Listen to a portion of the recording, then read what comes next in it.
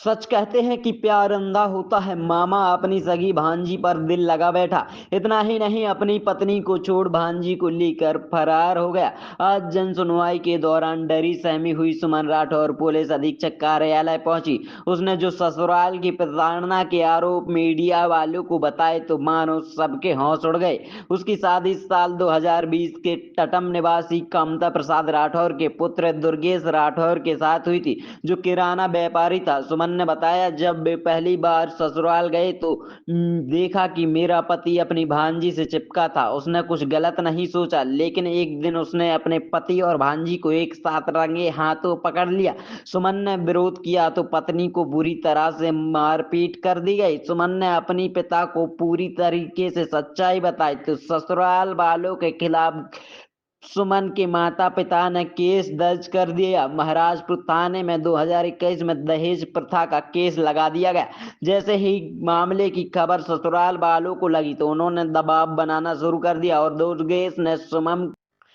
दुर्गेश ने सुमन को धमकी दी, अगर केस वापस नहीं लेती तो सभी को जिंदा जला दूंगी, अगर वापस लेती है तो अब हमेशा से अच्छे में रहूंगा, कभी भांजी से बात नहीं करूंगा। सुमन डर गई और उसकी बात मान गई, अपना केस वापस लिया।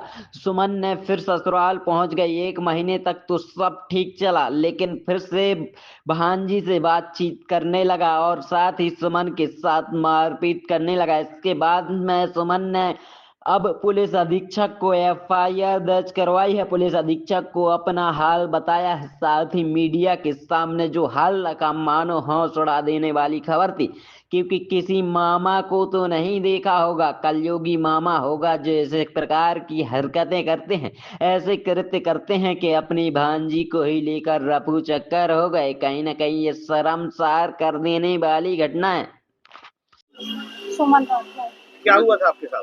हमारे साथ मतलब शादी हुई थी, तो हम लोगन का मतलब पति का सगी भांजी से अफेयर चल रहा था, तो उनका पहले से अफेयर था शुरू से 10 साल से। तो उनने हमारे साथ शादी करके फिर उसके बाद केस वर्स हुआ था, मारपीट करते थे, तो हमने केस भी दहेज प्रथा का लगाया था। और उसके आगे फिर मतलब हमने केस करने के बावजूद भी दहेज प्रथा का केस किया था, तो उन लोगों ने हमें मारपीट के केस वापसी लगवा लिया था, मम्मी पापा से कह के धमकी देके। और फिर उसके बाद केस लेके वापसी हो गए। फिर उसके बाद मतलब केस वापसी करके फिर उसने मुझे जला दिया 1-2 महीने बाद। 1-2 महीने जलाने के बाद और फिर उसने वो मुझे छोड़ के ही भाग गया। तो छोड़ के भाग गया, फिर वो अकेले गया था पहले।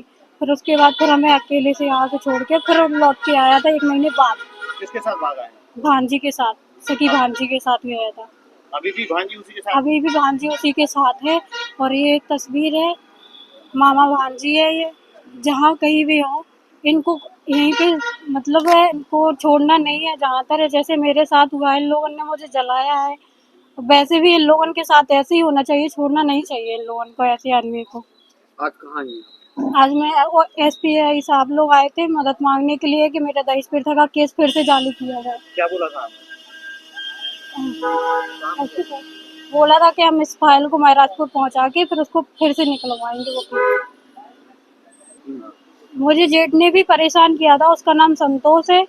और बड़े भी है, तो बड़े भी तुलसीदास है, तो वो भी उनको सब पता होने के बावजूद भी वो लोग भी ऐसे ही करते कैसे हैं। परेशान करते थे? परेशान करते, छेड़खानी करते थे, रूम में जाते थे, कभी देखते थे, कभी हस्बैंड घर में नहीं रहते थे तो हस्बैंड मतलब बाजार गए होते तो बाजार से आके फिर ये लोग कमरे में सीधे घुस आती जेठ।